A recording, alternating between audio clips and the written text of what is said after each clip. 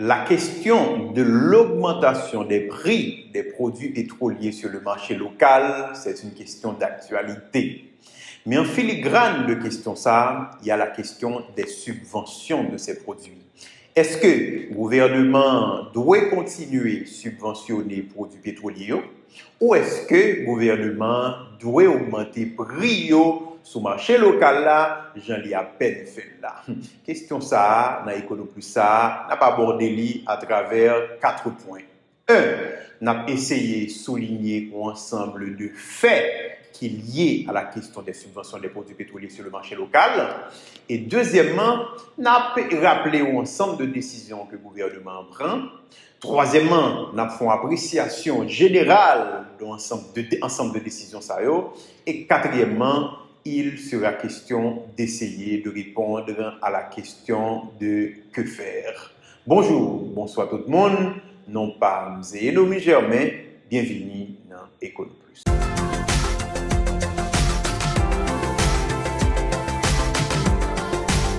On commence par souligner ensemble de faits qu'il y a question subvention. Pour nous comprendre la question subvention produits pétroliers en Haïti, il faut que nous remonter à mars 2010. Mars 2010, c'est-à-dire après le tremblement de terre du 12 janvier, l'administration qui est gérée par M. René Garcia Préval a pris une décision pour que il n'y a pas tant augmenté les produits pétroliers sur le marché local là, en dépit du fait que il y a une tendance à l'augmentation des prix sur le marché international. Si le prix a augmenté sur le marché international là, alors que est invariable sur le marché national là, il faut gagner un acteur qui paye la différence là. Eh bien, l'acteur, c'est l'État. D'où la question de subvention. Donc l'État a pris une décision depuis le Sahara, subventionner les produits pétroliers sur le marché local. Comme nous parlons de subvention, il est important pour que nous disions, quand on a parlé de subvention produits pétroliers en Haïti, il y a deux composantes qui entrent là-dedans. C'est ça y aurait les droits, c'est les taxes. Pour nous comprendre, c'est que pour importer un bien, pour importer produits pétroliers, l'importateur n'a pas gagné pour que lui paye des droits et paye des taxes sur lui. Eh bien, l'État lui renoncer à une grande partie dans droit ça et taxes. Ça, c'est la première composante, ça les subventions. Deuxième composante, c'est ça les financements.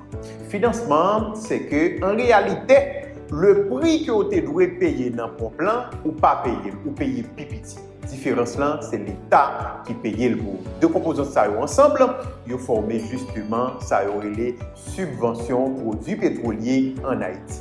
Nous sommes dit mars 2010, l'important pour nous regarder comment subvention évolue à travers le temps. C'est-à-dire, sorti dans la période ça, mars 2010, et journée jeudi. D'abord, sorti en mars 2010 pour arriver en septembre 2010, c'est-à-dire dans l'exercice fiscal, le premier exercice fiscal de subvention a commencé à subvention est avoisiné 1,07 milliard de gold, c'est-à-dire sous première année que l'État prend décision pour le subventionner. On continue.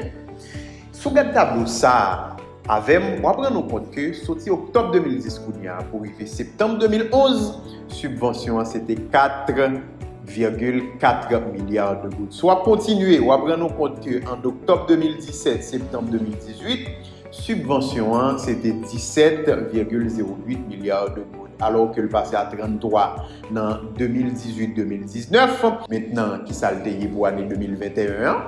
Pour l'année 2021, selon Chifio, subvention, c'était donc 30 milliards de gouttes. On a parlé là d'un ensemble de chiffres qui est publié par le ministère de l'économie et des finances. Si vous faites total, vous allez prendre compte que de mars 2010 à septembre 2021, subvention a totalisé environ 143 milliards de gold.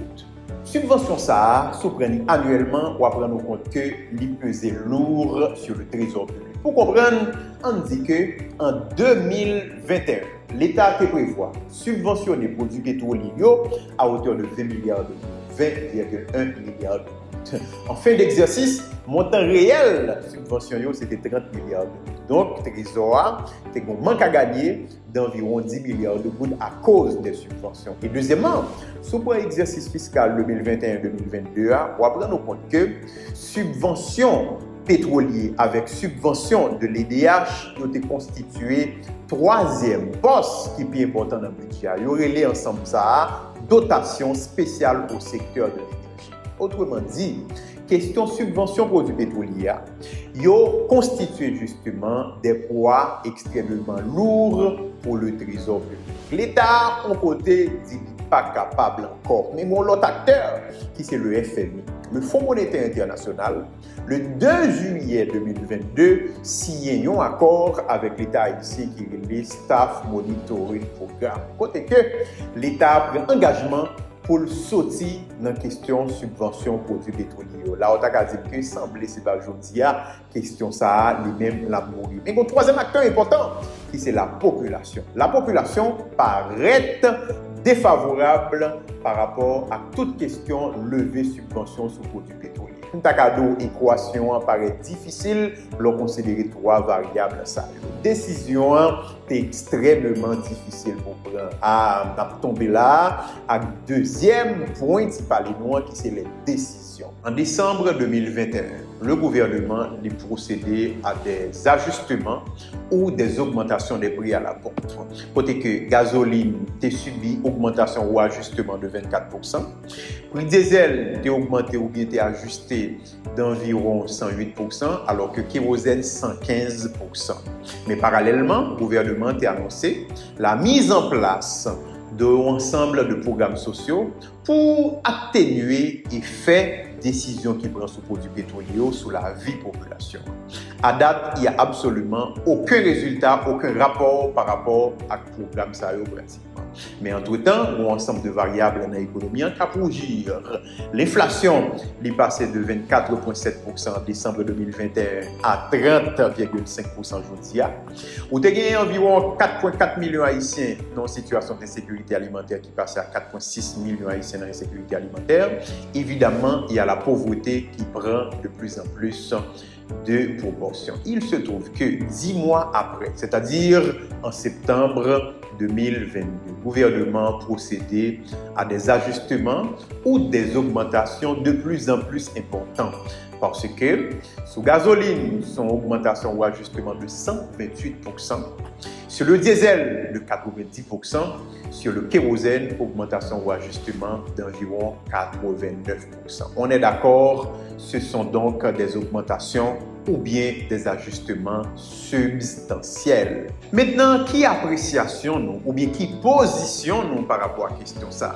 Je l'ai toujours dit, les finances publiques ne peuvent pas supporter question subvention produits pétroliers sur une longue période. Autrement dit, il faudrait lever la subvention sur les produits pétroliers. Mais attention, il y a trois problèmes fondamentaux et qui sont complémentaires. Premier problème, c'est que l'État n'est pas crédible.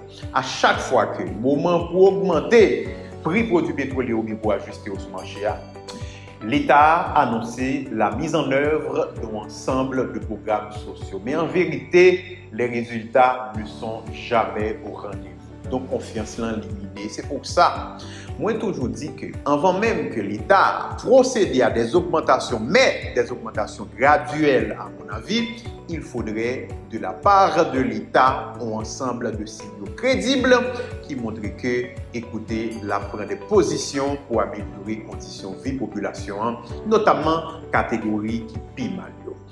Deuxième problème, on sent qu'il y a la manifestation d'une déconnexion entre le problème de l'État et le problème du citoyen. Comme l'État n'est pas efficace, comme l'État est caractérisé par un ensemble de mauvaises gestions, efficacité à pas oublier, il va avoir des résultats dans le sens population.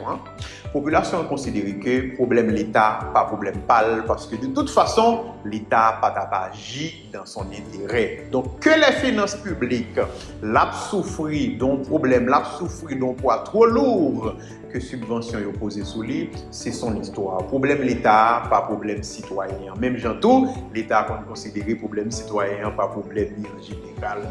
Troisième problème, c'est que citoyens pensaient, et c'est le cas, c'est pas à tort, citoyens croient que, écoutez, gagnent ensemble d'autres sources que l'État a puisé là-dedans. Mais c'est des sources qui profitaient à des privilégiés, à des catégories qui privilégient dans la société, qui sont des hommes d'affaires, mais également des politiques qui socioyent, c'est notamment la douane. Donc on est chiffre sous contrebandio. Chaque année, le pays a perdu environ 60 milliards de gouttes à travers la contrebande seulement. C'est les franchises douanières, pratiquement chaque année, sous les dernières années, c'est plus passé 20 milliards de gouttes. Il y a la question des évasions fiscales également. Donc pour la population, c'est des sources que l'État a puisé là-dedans, mais l'État plutôt a cherché des solutions faciles qui n'en défaveur pratiquement. Donc voilà, si vous voulez, trois problèmes fondamentaux à mon avis qui fait que la population est toujours catégoriquement contre toute décision de l'État pour ajuster ou bien pour augmenter le prix du pétrole sur le marché. Ou t'as qu'à ajouter un problème de corruption systématique dans l'État, à côté que la population li croit que l'argent que l'État a besoin de dégager, c'est de l'argent justement qui va disparaître dans un ensemble de mécanismes de corruption et l'argent ça va mettre au service de anti-catégories spécifiques. Maintenant, que faire? Moi, je crois que, quelle que soit la situation, gagner un ensemble de décisions qu'il nous prend. D'abord, c'est que la situation de la population, de manière générale, et notamment de Kipibayo, situation a dégradé considérablement sous les derniers mois. Je crois qu'il faudrait la mise en place d'un ensemble de programmes sociaux avec des stratégies de ciblage intelligentes.